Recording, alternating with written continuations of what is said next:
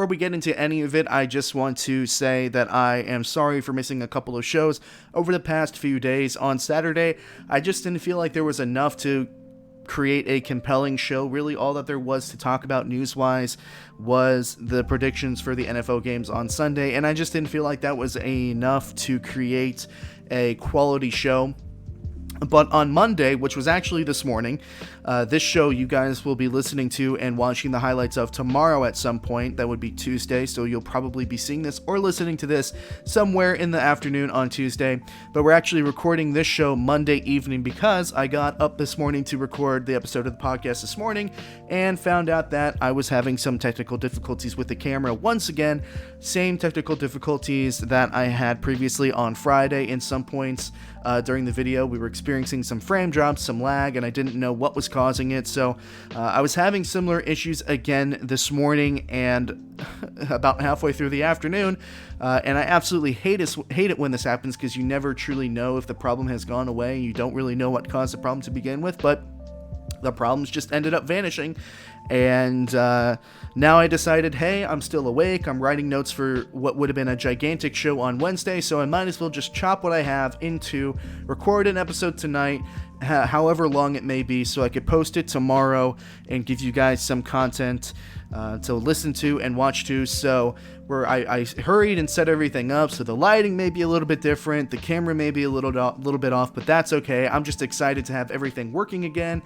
Jinx, knock on wood, somebody, that everything continues to work throughout the rest of the episode. So I'm gonna try and speed through this as much as possible, just in the hope that the problems don't return. But also, hopefully, I hope it's going to be a long show that has a lot of really great clips in it. So with that out of the way, I want to get on to probably the most dominating topic in the news world at the moment, and that is Aaron Rodgers and the Green Bay Packers, of course, losing to the Tampa Bay Buccaneers in the NFC Championship Game, a score of 31-26. And I feel really like the story for the Packers this season has really been all about the psychoanalyzing of quarterback Aaron Rodgers. How is he feeling? I mean, how is he performing so well? Is he playing with a chip on his shoulder, or is the chemistry between him and Matt LaFleur really that great?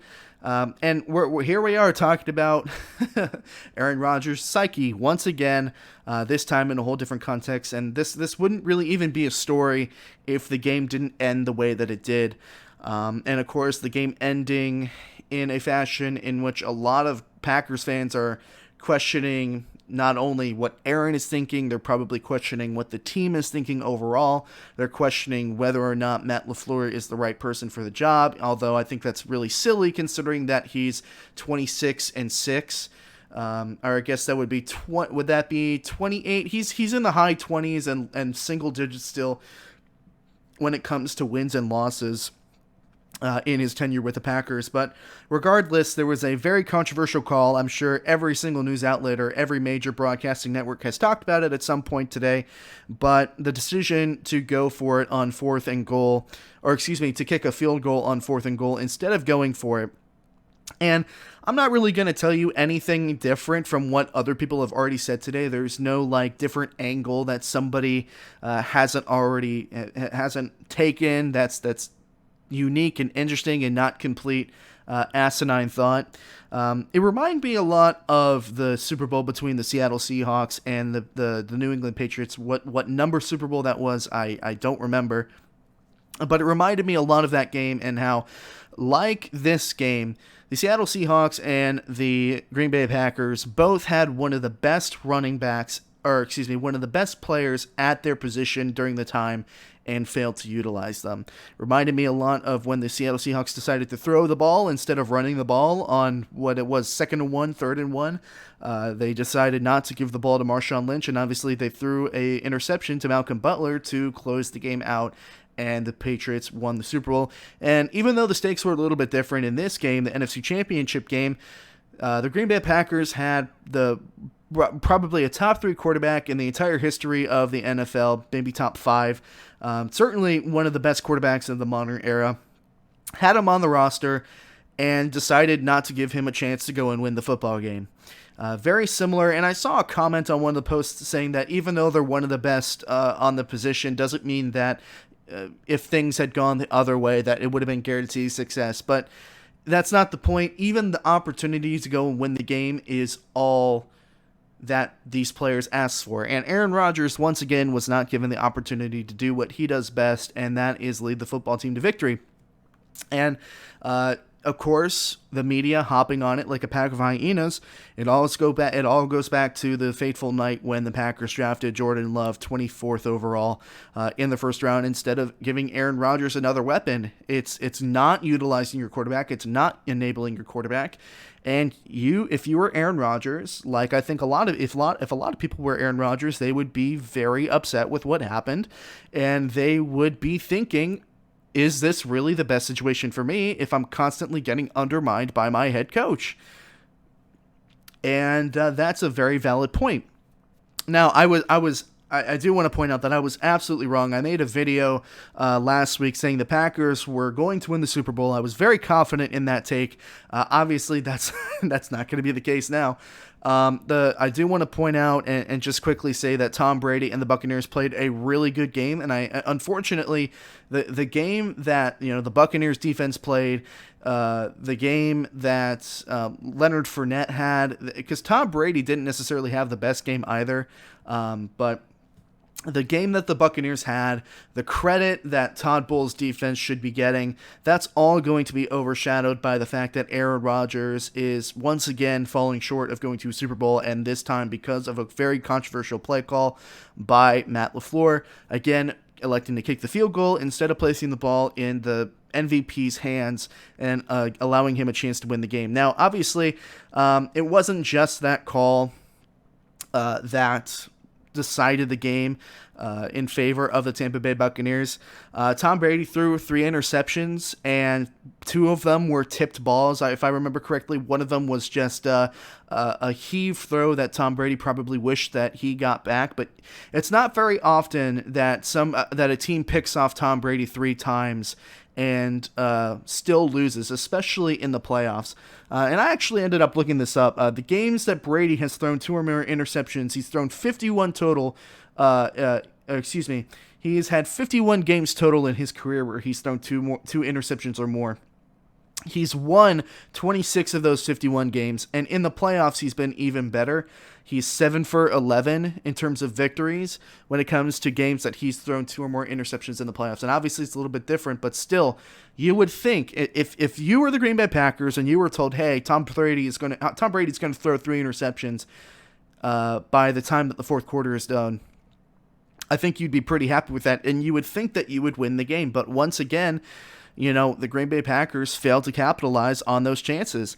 And as much as people want to point and say, hey, that 4th down call to not go for it is what lost in the game, and I do partially agree with that, it's also the fact that, hey, Kevin King had probably one of the worst games for a defensive back that I've ever seen, letting Scotty Miller get behind him to close out the second quarter. That was probably the deciding moment of the game, more so than it was the 4th down call at the end of the game. And, of course, the pass interference call, that's really, really rough. I personally don't think it was pass interference. I think that ball was uncatchable. The refs really weren't calling that all night. They also missed holding on the play. Sometimes that's going to happen. Sometimes decisions by referees are going to cost teams football games. I definitely know that Saints fans can sympathize with that. But after all of that, the media is going to psychoanalyze Aaron because of what happened, and they're going to talk about where he's going to go, if he wants to go anywhere. And, of course, Aaron Rodgers is the master of giving mystery press conferences. He's the best at saying everything while saying nothing at all. And he said his future is a mystery. There's a lot of future, talented guys on the team in which their futures are going to be decided, including himself, I believe he said in the press conference after the NFC Championship game. Look, the reality is that Aaron Rodgers probably isn't going anywhere. This is going to sting. This is going to hurt. This is going to really play and twist a lot of things in Aaron Rodgers' mind, especially about his relationship with Matt LaFleur. But the reality is that when it comes down to winning games, there probably isn't a better spot for Aaron Rodgers than in Green Bay, a place where you already know the offense. The division is going to be extremely weak and continue to be extremely weak. Chicago is now going to be looking for a new quarterback. They're in the middle of a rebuild. Their defense is still going to be good, but they're not going to be able to win games with their offense. Minnesota is inconsistent, and Detroit is starting over as well. Matthew Stafford rumored to be on the trade block. I did have a really interesting Matthew Stafford video that you all should check out if you haven't done so already. And the Lions are going to be in a rebuild as well. Going to another division, obviously there are weaker divisions, there are stronger divisions, but in terms of teams that Aaron Rodgers would probably like to play for, strong divisions, not a lot of cap space, and having a lot of tough decisions to make with a roster. Realistically speaking, and a lot of people like to fantasize about where this dude's probably going, the reality is that he's probably going to stay in Green Bay. He's probably going to finish out his career. He's got two more years on the contract. He's signed until 2023. I wouldn't be surprised if he's a little bit more vocal, if you can be any more vocal about what the team does this offseason. But it really sucks for Aaron Rodgers because he played probably one of his best seasons of football ever. And you could tell that Aaron Rodgers was definitely inspired by the drafting of Jordan Love, saying, hey, look, you think you're going to replace me so soon? I'm going to come out and have one of the best years that a quarterback will ever have at my position. And, he went out and he did it. And it's just unfortunate for him that now he's going to have to go through another offseason of disappointment with the media down his back saying, well, what's he going to do? Does he want out of Green Bay? Should he want out of Green Bay? What are the Packers going to be able to do on the offseason? I feel horrible for Aaron Rodgers, not only in the fact that he fell short, but also in the fact that he's going to have to go through pretty much a duplicate offseason that he had last year in terms of the media just being a bunch of vultures just trying to figure out where he's at mentally when he probably just wants to go home to his house, have a glass of whiskey like I have right here, and just try and sit down and compartmentalize everything and figure everything out.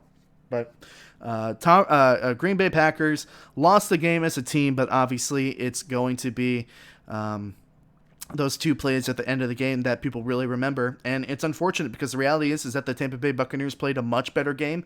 It was a full team effort that won in the game. It's definitely the defense that stepped up.